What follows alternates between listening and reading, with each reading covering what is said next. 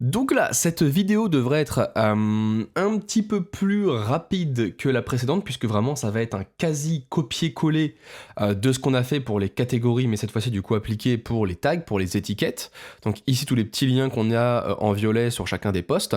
Donc quand je vais cliquer sur le tag fantastique, bah, je veux récupérer tous les posts qui ont au moins cette étiquette qui leur est attribuée, tout simplement.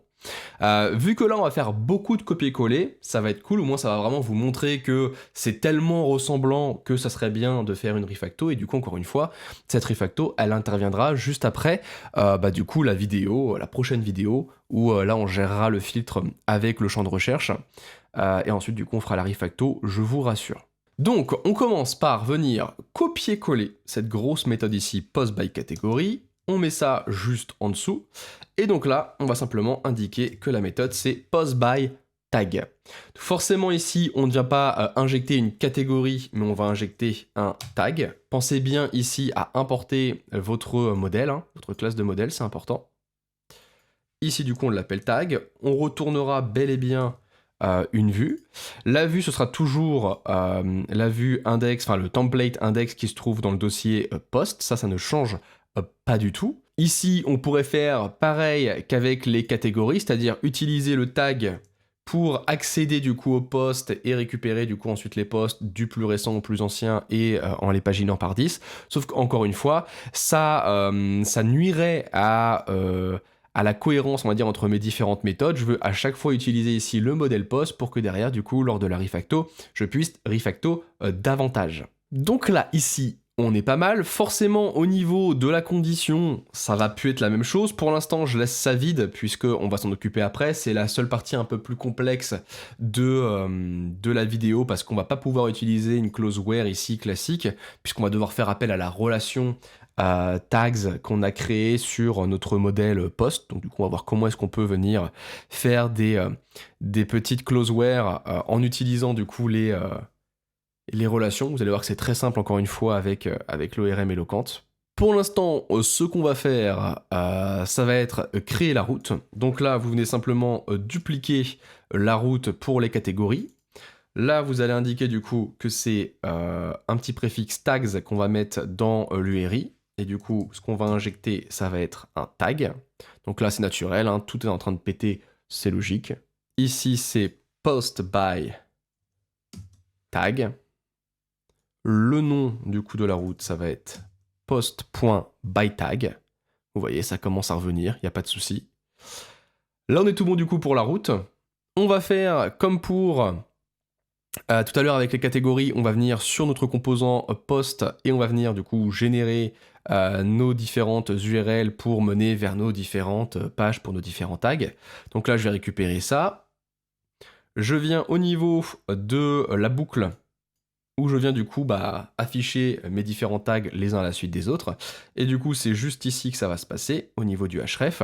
Vous venez renseigner du coup votre route. C'est la route post by tag. Et du coup ici, c'est le tag que vous allez devoir renseigner, et le tag, il est dans cette variable juste ici.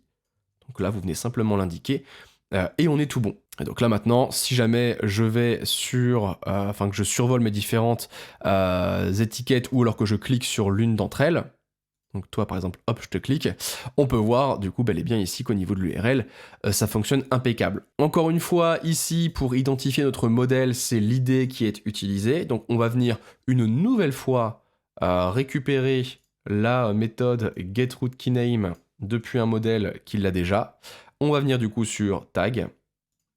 Et du coup, on met simplement cette méthode pour indiquer du coup que c'est le slug qui va identifier nos différentes instances. Et donc là, si je reviens en arrière, que j'actualise et que je clique sur fantastique par exemple, on peut voir ici maintenant que j'ai bel et bien tag/fantastique qui apparaît, ce qui est pour le coup réellement fantastique.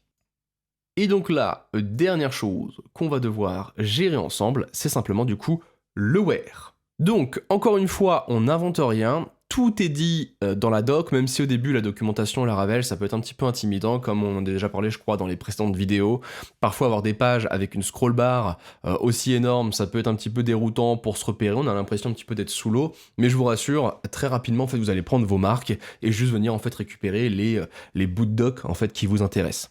Nous par exemple ici, Ce qui va nous intéresser sur cette énorme page des relations éloquentes, c'est juste ici la partie Querying Relations, et vous avez du coup Querying Relationship Existence. Donc vous venez cliquer sur cette partie-là.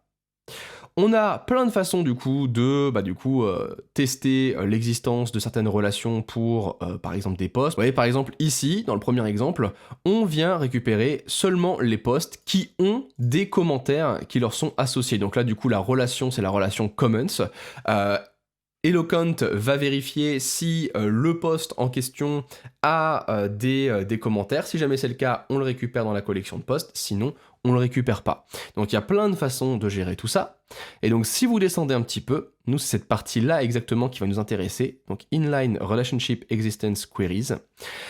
Et donc on peut voir qu'on va pouvoir utiliser une méthode qui s'appelle WhereRelations, qui va nous permettre en fait donc d'indiquer le nom de la relation. Donc par exemple nous ça va être WhereRelation tags, puisque du coup on a créé une relation tags sur le modèle post pour récupérer les tags.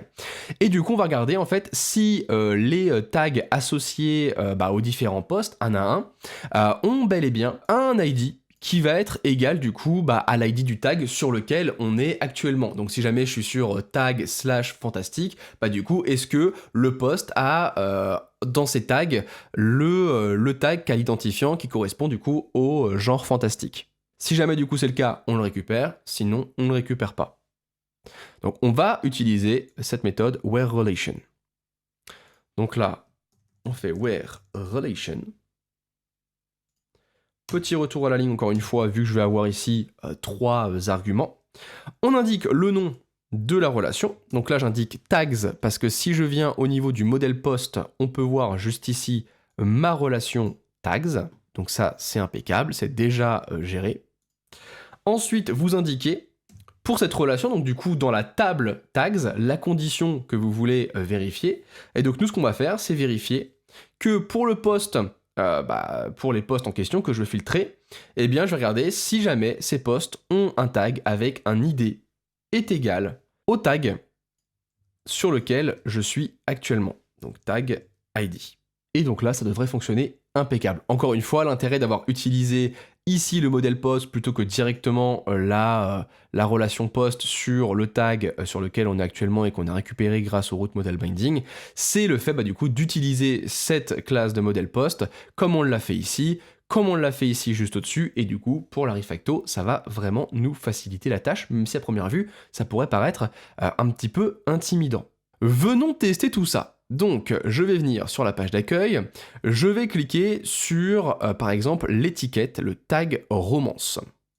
Ici, vous allez récupérer une petite erreur. On vous dit que la colonne ID dans la clause where est ambiguë. Pourquoi est-ce qu'elle est ambiguë ? Parce qu'en fait, notre table de poste elle-même a déjà un champ ID. Du coup, ici, on ne sait pas en fait à quel champ ID de quelle table on fait référence. Donc là, tout simplement, tout ce que vous pouvez faire, c'est indiquer un petit tags.id, comme vous le feriez du coup sur une requête SQL classique, pour régler ce problème.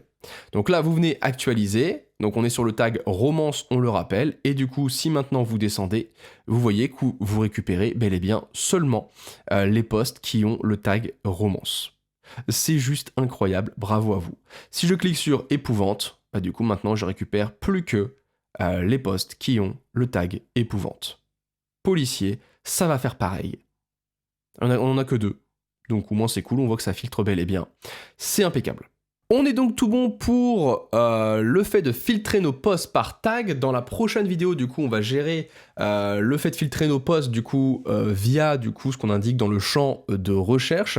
Donc là, ça devrait être quelque chose qui va plus vous parler, parce que pour beaucoup, en tout cas, d'entre nous, moi j'en ai fait partie, pour beaucoup d'entre nous, on a...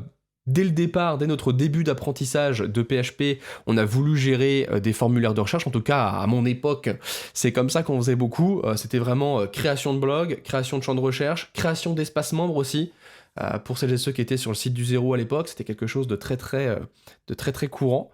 Et donc ici, on va utiliser des clauses where avec un petit like, Logiquement, ça devrait du coup vous parler. Et puis bah voilà, ensuite on sera tout bon pour les filtres et on pourra du coup attaquer la vidéo Refacto. Et ensuite du coup, une fois que tout ça sera fini, on va pouvoir s'attaquer à la partie authentification sur notre application pour du coup créer justement des espaces personnels. Et ensuite on gérera les rôles pour les admins, tout ça. Ça va être une autre partie vraiment très à part encore de cette formation. Là pour l'instant, on s'est vraiment focus sur la partie blog et ensuite du coup, on va vraiment se focus sur la partie purement authentification et il y a un petit peu de travail dessus. Je vous dis donc à tout de suite pour gérer le champ de recherche.